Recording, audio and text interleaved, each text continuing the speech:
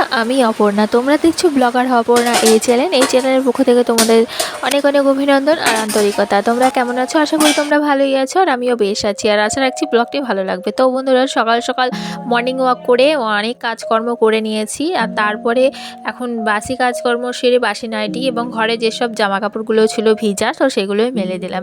আর তোমরা তো সকলেই জানো, এই একটা ছোট্ট সরু গলির মতন বেলকনির মধ্যে আমি এত কাজ কিভাবে গুছিয়ে পরিপাটি করে রাখি। তো কিছু করার নেই, যেহেতু দুটো ঘর আর একটা সরু গলির মতন বেলকনি, তো এর মধ্যেই আমাকে অ্যাডজাস্টমেন্ট করে চলতে হয়।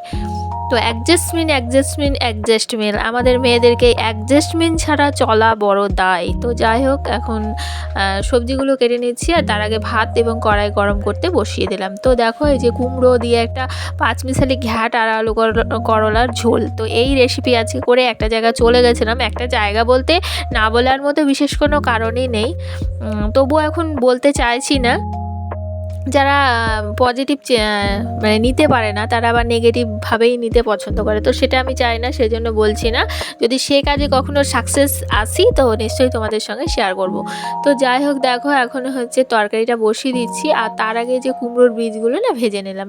তো এগুলো আমার ছেলে মেয়ে সকলেই খেতে খুব ভালোবাসে। তো দেখো, এগুলো এখন ভাজা করে নিলাম, আর তারপরে পাঁচ তরকারি করবো, তো সেটার জন্য পটলটা একটুখানি হালকা ভেজে নিচ্ছি। পটলটা না ভাজলে কেমন একটা গন্ধ গন্ধ তরকারিতে আসে, তো সেই জন্য পটলটা ভেজে বাকি সবজিগুলো সব কটা একসঙ্গে দিয়ে দিয়েছি।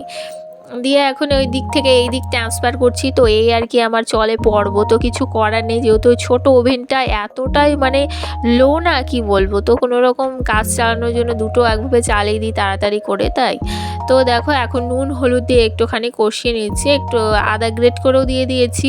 মানে গ্রেট বলতে ওই গ্রেটারটা বস্তায় ভরে রেখেছি, তো বার আর করছি না। আর পুজোর ঘর যারা বোধহয় আমার আর এই জন্ম হবে না, মানে আস্তে আস্তে দিন তো চলেই গেল, তাই না। এই আসবো কাজ করব পুজোর ঘরের, তো এটাই তো আনন্দ পুজো আসা মানে।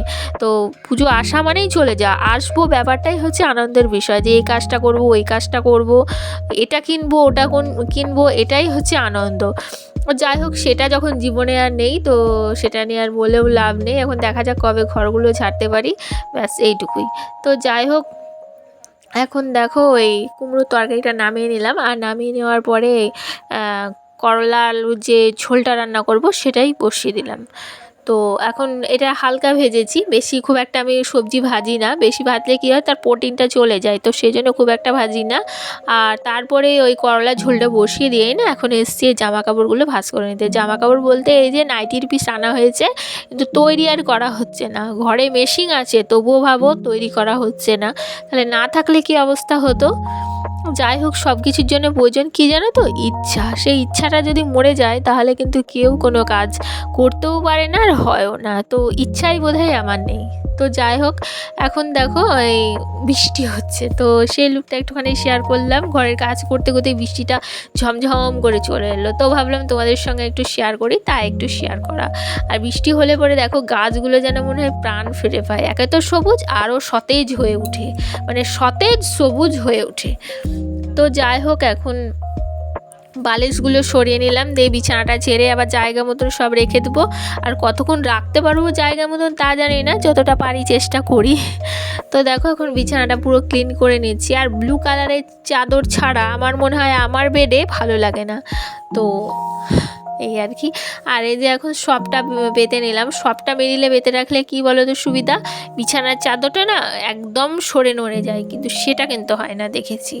তো যাই হোক, সেই জন্য এখন সবটা পেতে রাখি, আর মিডিল বরাবর করে পেতে রাখি, তাহলে দেখতে যেতে ভালো লাগে লুকটা, তো তাই। আর তারপরে যে বালিশগুলো এখন ডেকোরেটের জন্য রেখে দিলাম।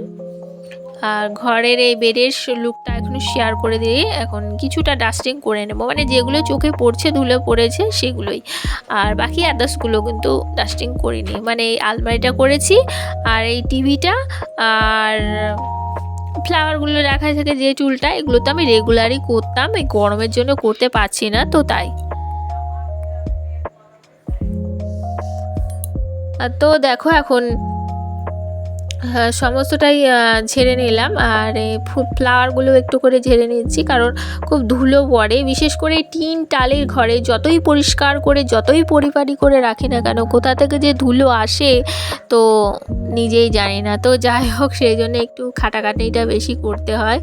তো দেখো এখন এই ঘরের লাস্ট কাজ হচ্ছে এই কাজটা, তারপরে আসবো একদম ঘর মুছতে। তার আগে অবশ্যই তরকারিটা নামিয়ে নেব, কারণ তরকারিটা পুড়ে ধুরে একাকার হয়ে যাবে। তো তাড়াহুড়ো করেই বলতে পারো কাজগুলো করছি, মানে একটা কাজের পরে আর একটা কাজ কোনটা করব সেটা আমি আগে ভাবতে পারি না। কাজ করার সঙ্গে না করতে করতে একটা অভিজ্ঞতা হয়ে যায়, তখনই এটার পরে এটা, ওটার পরে সেটা। তো এইভাবেই কাজগুলো মানে প্রত্যেক দিন হয়, কোনটার পরে কোনটা করব সেটা কিন্তু আমি আগে থেকে কখনোই ভেবে রাখি না, কাজ করার সময় ভাবি।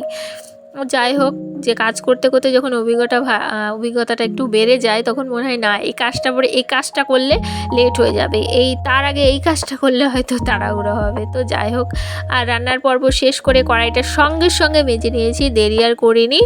আর এই যে এখন কৌটোগুলো নামিয়েছি, সেগুলো এখন গুছিয়ে রাখছি। আর কিচেনটা বেশ কদিন হয়ে গেল ডিপ ক্লিনিং করা হয়নি, তো করতে হবে। আর এই যে এখন গ্যাসটা মুছে নিচ্ছি। গ্যাসটা কিন্তু মুছতে অনেকটাই সময় লেগেছে, মানে একটু সার্ফ দিয়ে মুছেছি, শ্যাম্পুটা খুঁজে পাইনি। মানে ক্লিক প্লাস দিয়ে তো গ্যাস ওভেনটা একটু মুছে একদম চকচক করে, তো যাই হোক সেটা পাওয়া যায়নি, সার্ফ দিয়ে এখন মুছে নিলাম। আর তারপরে এই যে এখন এই জায়গাগুলো মুছে নিচ্ছি একটু সরিয়ে নড়িয়ে, যাতে ওই তেলের ছিটকাগুলো পড়েছে না সেগুলো না থাকে।